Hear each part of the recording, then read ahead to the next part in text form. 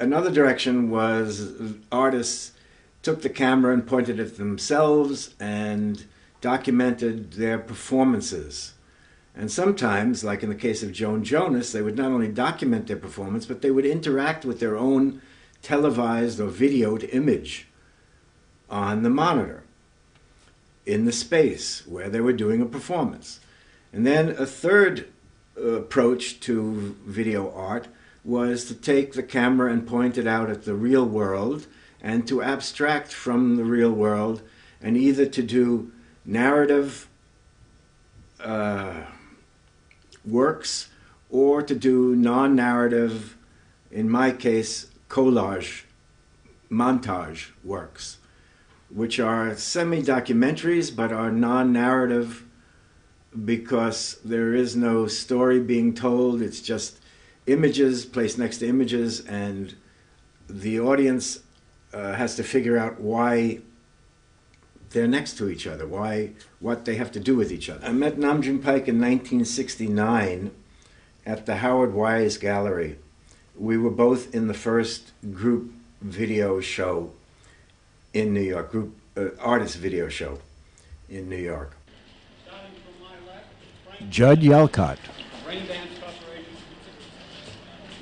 Frank Gillette,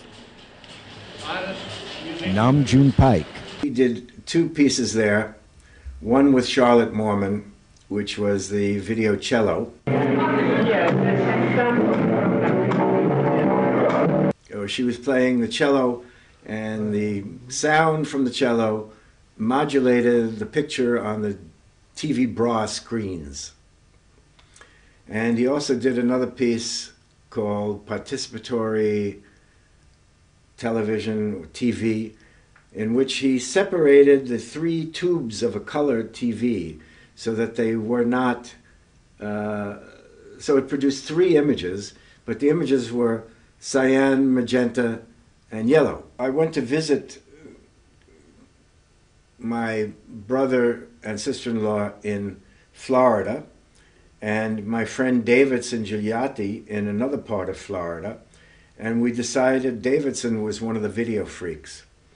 And Davidson Gigliotti is also the man who is overseeing putting radical software on the internet, and Davidson Gigliotti is also the researcher of early video. We decided then to drive into Miami, stay a couple of days, and visit Nam June Paik, who winters down in Miami. And strangely enough, actually, I met Nam June Paik in 1987 in Miami when I went down there for the opening of a restaurant called The Strand. And Nam June Paik is there because he was living around a few streets away.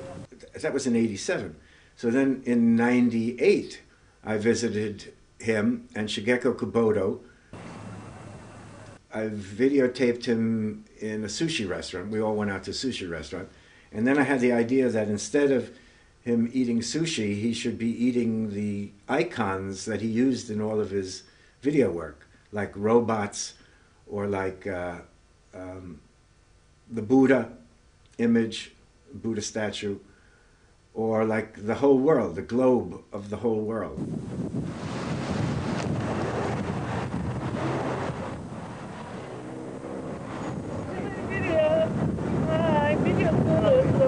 Okay.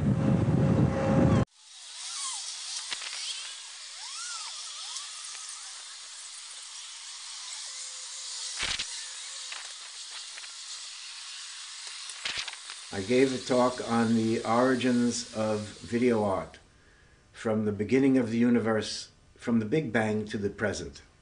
And from that explosion arose all the energy and all the material that we know of in the universe today.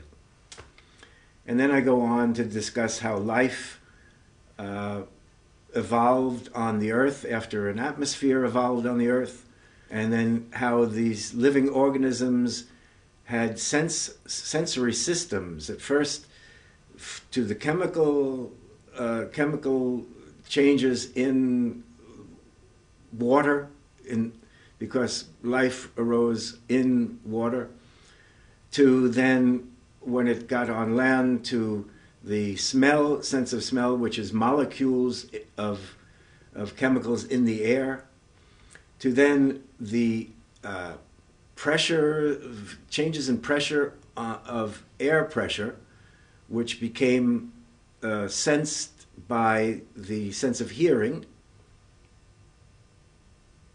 to then the distance sense, which was the sense of a certain part of the visual spectrum, of the electromagnetic spectrum, which allowed the sensing of objects and moving beings outside of one's own self. And then from that, the development of, in prehistory, of cave paintings, to then in 13th, 14th century, the development of perspective, to the attempt by painters to portray reality, to represent reality, even in the service of religion.